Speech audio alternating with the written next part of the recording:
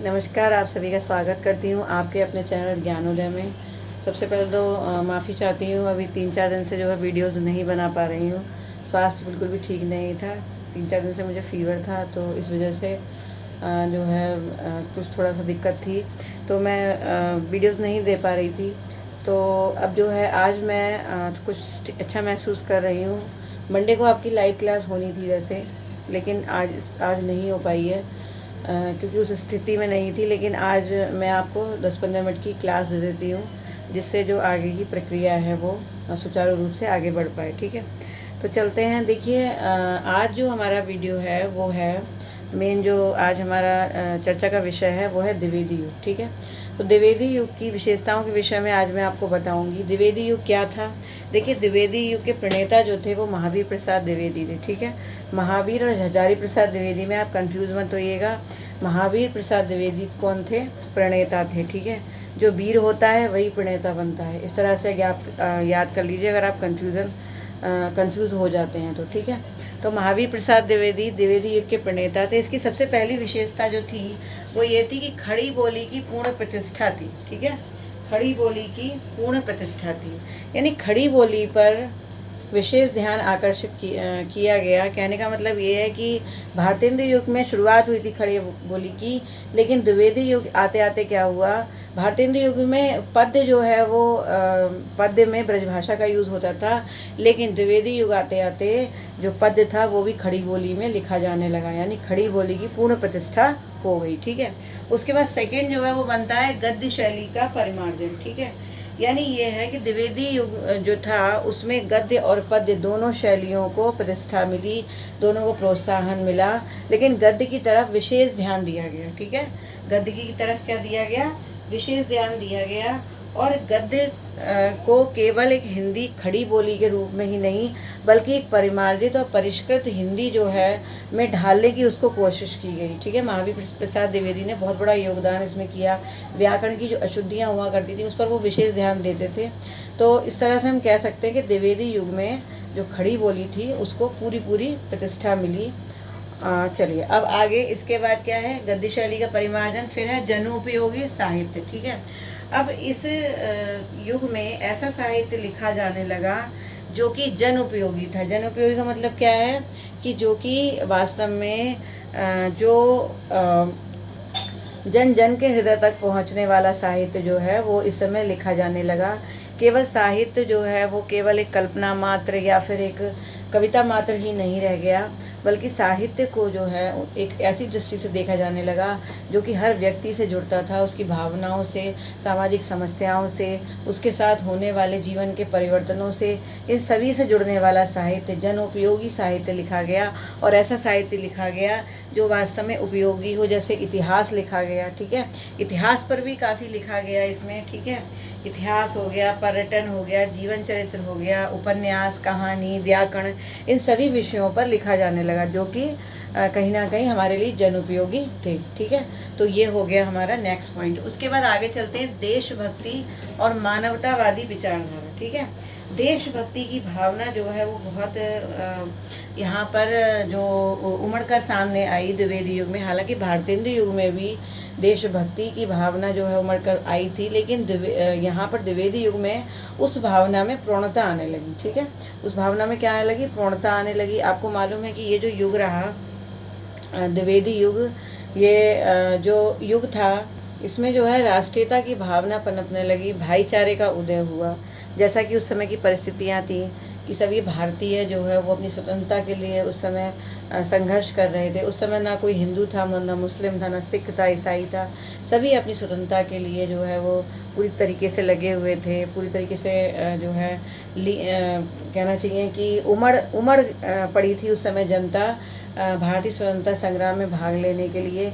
और ऐसे में कोई भी जातीय भेद नहीं था, तो एक तरीके से देशभक्ति की भावना जो है वो उमड़ कर आने लगी। तो जैसे कि रूपनारायण पांडे जी ने लिखा है, जैन, बौद्ध, पारसी, यहूदी, मुसलमान, सिख, ईसाई, कोटि कंठ से मिलकर कह दो हम सब हैं भाई भाई। तो ये पंक्तियाँ रूपनारायण पांडे जी ने लिखी थी। तो ये जो पंक्तियाँ थी कहीं ना कहीं प्रदर्शित करती हैं देशभक्ति की भावना को, ठीक है।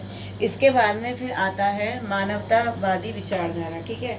जैसा कि मैंने अभी बताया कि द्विवेदी युग में मानव को मानव द्वारा समझने की जो भावना थी वो कहीं ना कहीं जागृत होने लगी, और विभिन्न विषयों पर जो मानवतावादी विषय थे, जो मानवतावादी समस्याएं थी, जो मानव को के हृदय में उठने वाली जो भी तरंगें थी, वो सभी जो है इस काव्य में हमें दिखाई देने लगी।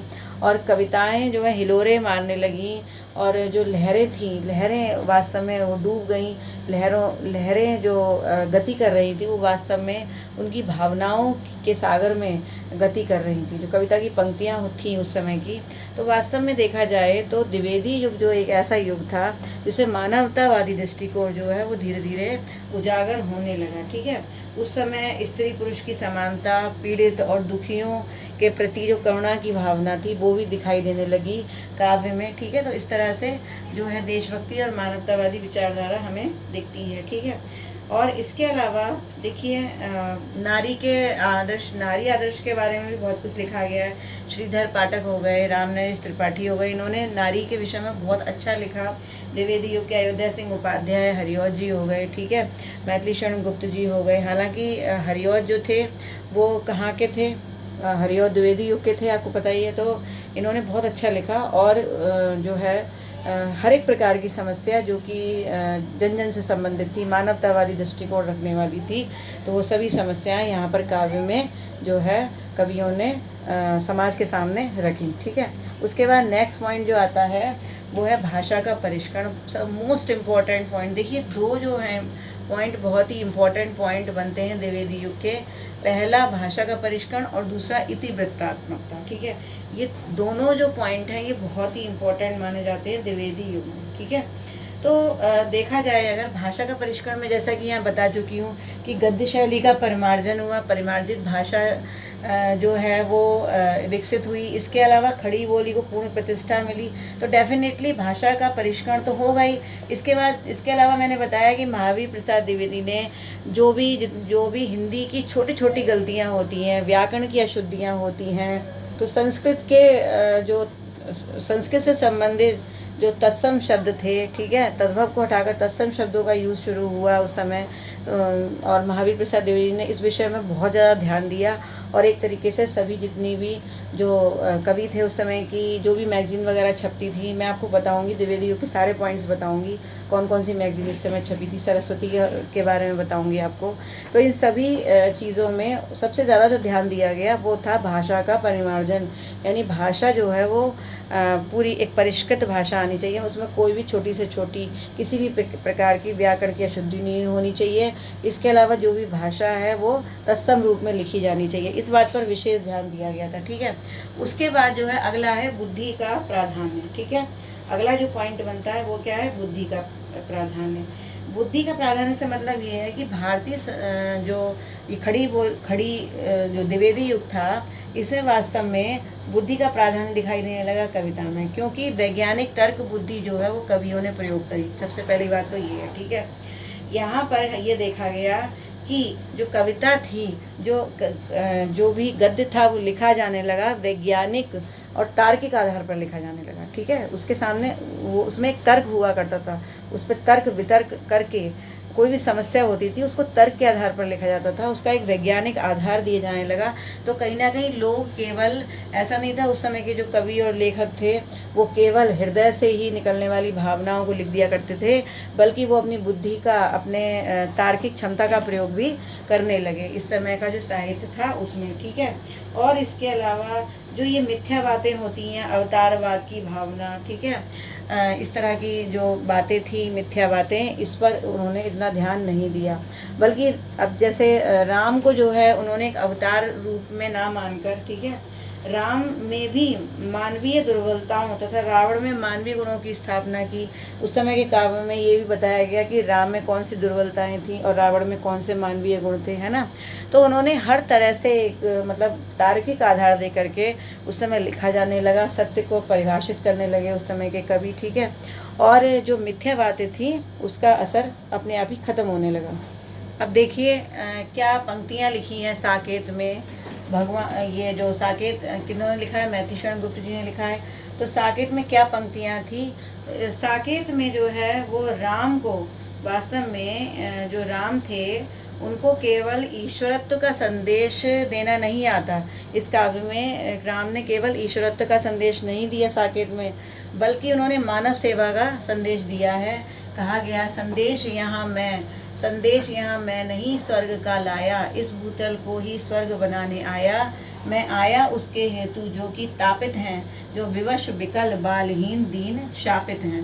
तो ये राम के विचार लिखे गए हैं जो है साकेत में मैथिली शरण गुप्त जी के द्वारा। ठीक है, तो ये जो देखिए अब इन पंक्तियों से पता चल रहा है कि ईश्वरत्व की जो भावना जो है, ईश्वरत्व का ज्ञान, एक उपदेश वाली जो चीज़ थी वो ख़त्म हो गई है ना, उपदेश की भावना, बल्कि मानव सेवा से संबंधित, मानवीय भावनाओं से संबंधित जो इमोशंस जो होती हैं हमारी, जो कहना चाहिए जो हमारा करुणा और दया की भावना थी, उससे जोड़ करके जो है उस काव्य को लिखा गया। ठीक है, उसके बाद फिर आता है अश्लील श्रृंगार का परित्याग। ठीक है, देखिए जैसा कि आपको पता है कि रीति काल में किस तरह का काव्य लिखा गया था, है ना। श्रृंगारिकता तो भरी हुई थी, खासतौर से अश्लील श्रृंगारिकता तो उसमें भरी हुई थी। लेकिन अब जब द्विवेदी युग आ गया तो अश्लील श्रृंगारिकता बिल्कुल ख़त्म हो गई। ठीक है, जो नग्नता दिखाई देती थी काव्य में वो अब बिल्कुल ना के बराबर हो गई काव्य के अंतर्गत। तो अश्लील श्रृंगारिकता का परित्याग हुआ और काव्य को जो है नैतिकता के कठोर बंधन में जकड़ कर लिखा गया काव्य कि नैतिक बातें ज़्यादा लिखी गई और श्रृंगार जो है उसकी भावना कम हुई, जबकि श्रृंगार और प्रेम का यहाँ पर खुलकर विरोध हुआ था। ठीक है, श्रृंगार और प्रेम का खुलकर विरोध हुआ और यही कारण था कि इसमें इतिवृत्तात्मकता आ गई। ठीक है, इतिवृत्तात्मकता का मतलब क्या है? कथानक रूप। ठीक है, जब हम किसी भी विषय को एक कथा का रूप देते हैं कि हमने एक लेक्चर सुना दिया, एक कथा सुना दी और हो गया काम। ठीक है, उसके अंदर की जो अंतरंग भावनाएं होती हैं, जो उसके प्रति उसके अंदर गहराई में छुपा हुआ जो संदेश होता है, हम उसको नहीं समझ पा रहे हैं। ठीक है, तो इसे हम क्या कहते हैं? इतिवृत्तात्मकता, कि हमने एक कोई भी विषय लिया, उसको कहानी की तरह एक कथा के रूप में उसको खत्म कर दिया। तो ये जो थी इतिवृत्तात्मकता, ये किसमें थी? द्विवेदी युग में थी।